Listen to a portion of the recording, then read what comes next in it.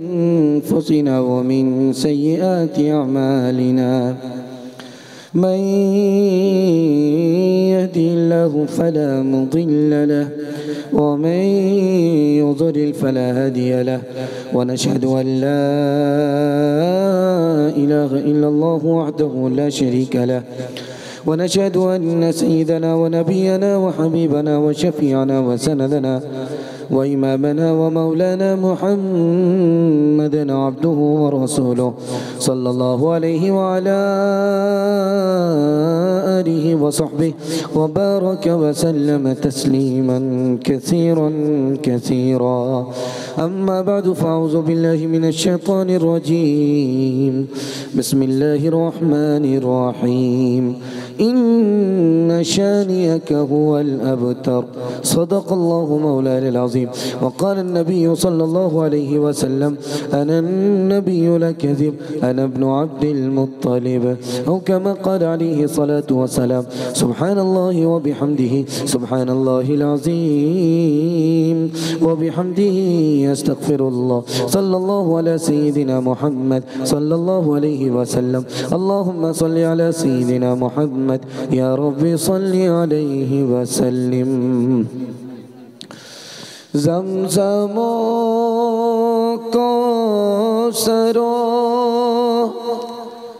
तस्नीम लिख नहीं सकता ऐ नबी आपकी ताज़ीम लिख नहीं सकता। मैं अगर सात समंदर निचोड़ दूँ राहत आपके नाम के एक मीम लिख नहीं सकता। दुआ का असर आज काम आ रहा है खुशी का मुबारक मकाम आ रहा है। ये कौन आज इंसान कामिल ज़मीं पर बसद इज़्ज़तों तेरा आ रहा है। ये कौन आज इंसान कामिल ज़मीं पर बसद इज़्ज़तों तेरा आ रहा है। बशारत रसूलों ने दिया के जिसकी वो लेकर खुदा का पैगाम आ रहा है। औरतें बहुत ज़्यादा बात कर रही, औरतों को थोड़ा सा खामोश कीजिए। ये जलसे में बैठी हुई बात कर रही, थोड़ा खामोश कीजिए इनको। जलसा आपका ख़त्म है और दुआ से पहले थोड़ी देर के लिए है। आप लोग सुनने के लिए तैयार हैं? दोनों हाथ उठा दीजिए इंशाअल्लाह। 3 सवाल से मेरा पैगाम शुरू हो रहा है। पहला सवाल है, हमारे नबी को चांद नहीं कहा गया, चिराग कहा गया। चिराग क्यों कहा गया? हमारे नबी को कुरान ने चिराग कहा, चांद नहीं कहा। चांद नहीं कहा, चिराग कहा। हमारे नबी को चांद कहा नहीं कहा गया, चिराग कहा गया। ऐसा क्यों? ये मेरा पहला सवाल है। दूसरा सवाल है, हमारे नबी ने बकरी चराई है, ऊंट नहीं चराया है। बकरी चराई, ऊंट नहीं चराया, इसका राज क्या है? तीसरा और आखिरी सवाल है, हमारे नबी के ऊपर आसमान से अल्लाह का पैगाम कितनी बार उतरा? ये मेरा आखिरी सवाल है। नबी का नाम आगे होगा, काम पीछे होगा। हाथ उठाइए इंशाअल्लाह। खैर, कहाँ हाथ उठाना है ये ध्यान रखिएगा, कहाँ नहीं हाथ उठाना है इसका ख्याल रखिएगा। थोड़ी देर के लिए जलसा है।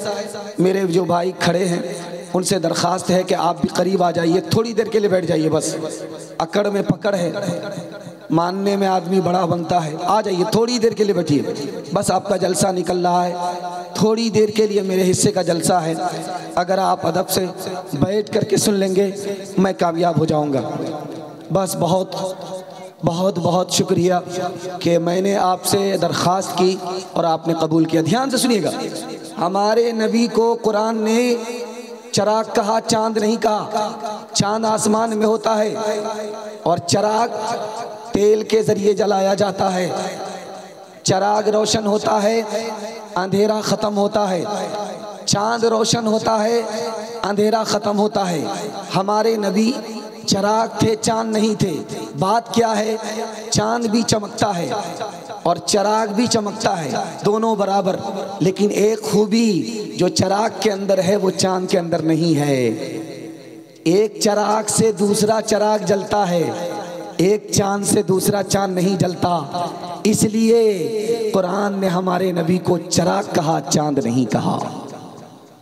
दूसरा सवाल था कि हमारे नबी ने ऊंट नहीं चराया, बकरी चराई।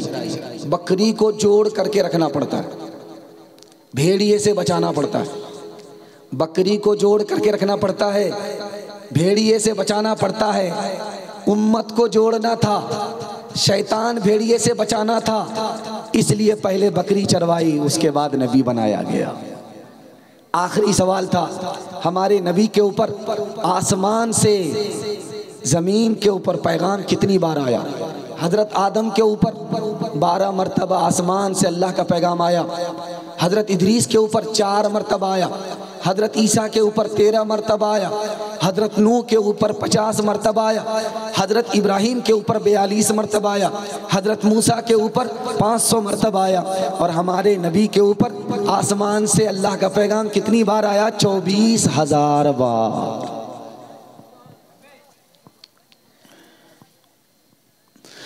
क्यों चांद में खोए हो,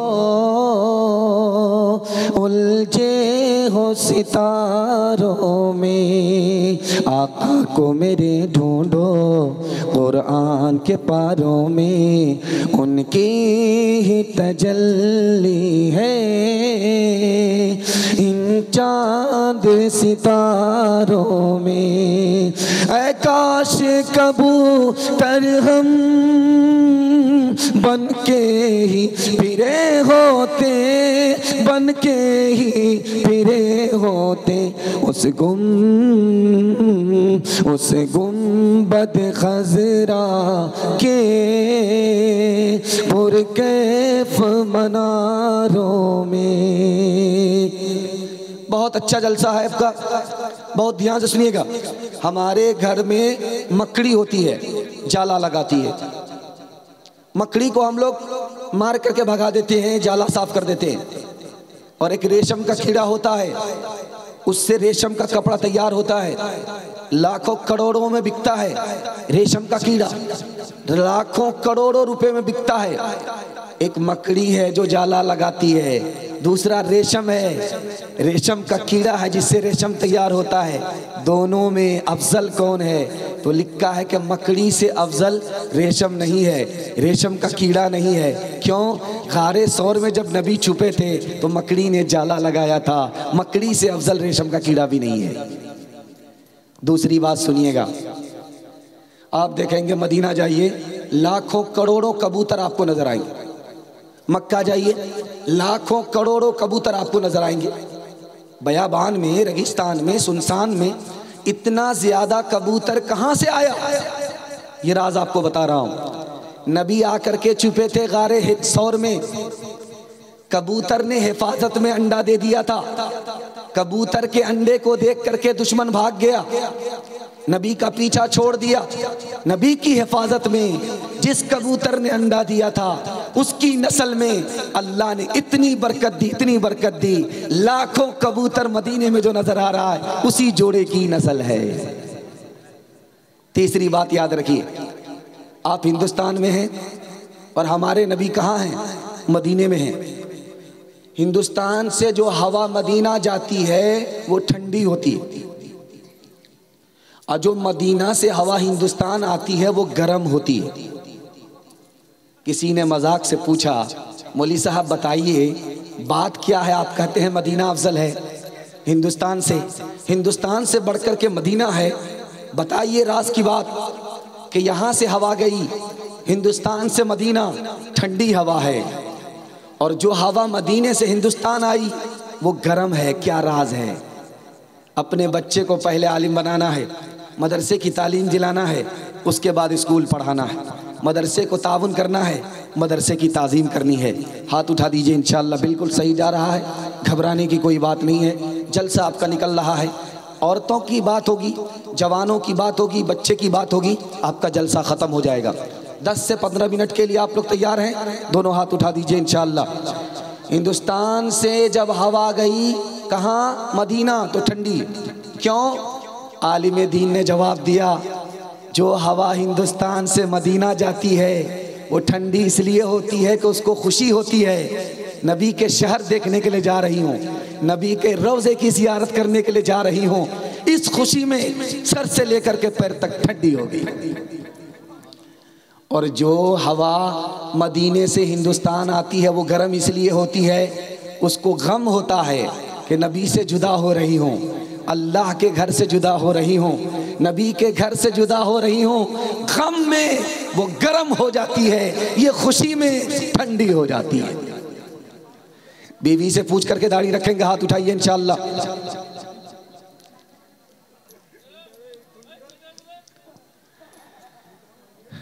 बहुत अच्छा जलसा आप सुन रहे हैं, बहुत खूबसूरत माहौल में जलसा सुन रहे हैं आप। एक पैगाम आपको देने के लिए जा रहा हूँ, खुदा की बंदगी कीजिए आप, अल्लाह ताला आपको इज्जत की चोटी पर पहुंचा देगा।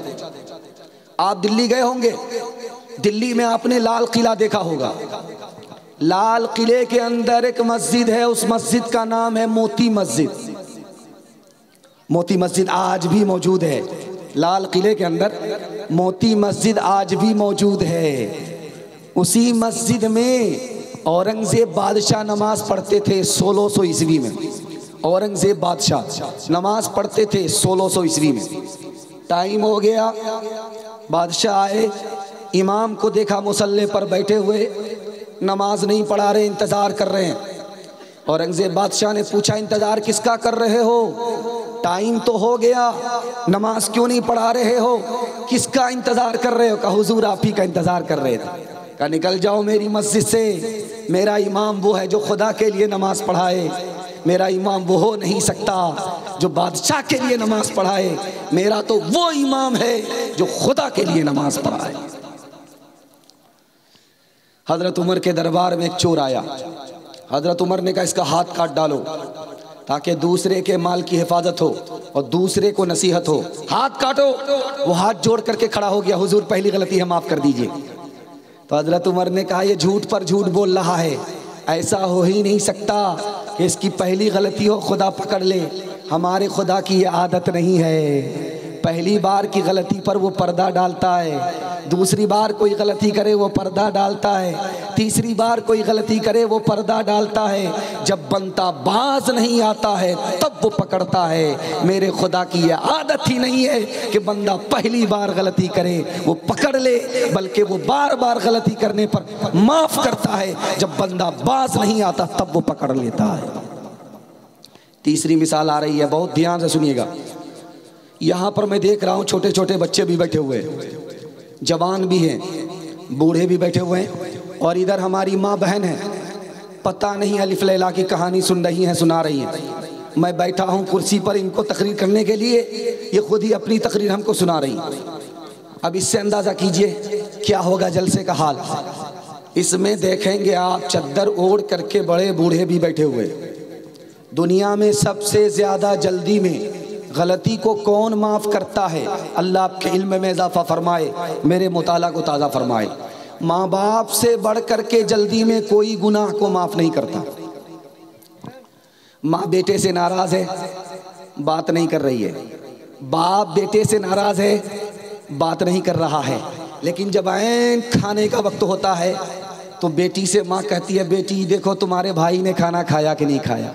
क्या कलेजा है। माँ नाराज तो है, दिल से नाराज नहीं है। अब बेटा जैसे ही पैर पकड़ता है, माफ़ी मांगता है, माँ माफ़ कर देती है। जैसे ही पैर पकड़ा बाप के, माफ़ी मांगी, बेटे को बाप माफ़ कर देता है। लेकिन एक बात आपको हैरत होगी, एक बात आपके हैरत की है, आपका दिल बहुत मजबूत होगा। माँ बाप से भी ज्यादा जल्दी में कौन गलती को माफ करता है? खुदा माफ करता है। माँ बाप के पैर को पकड़ना पड़ता है, माफी मांगनी पड़ती है, तब माँ बाप माफ करते हैं। खुदा के पैर को पकड़ने की जरूरत नहीं, माफी मांगने की जरूरत नहीं है, दिल का इरादा हो गया, खुदा माफ कर देता। एक बात सुनिएगा, आपका दिल बहुत मजबूत होगा। अभी बच्चा पैदा ही हुआ, 4-5 दिन का हुआ, बच्चा मर गया, माँ भी रो रही है, बाप भी रो रहा है, लेकिन ये बच्चा क्यों मर गया? इसका क्या कसूर था? बच्चे का क्या कसूर था? बच्चे की क्या गलती थी? अभी पैदा हुआ, माँ बाप की गोद में आया, माँ बाप की गोद से छीन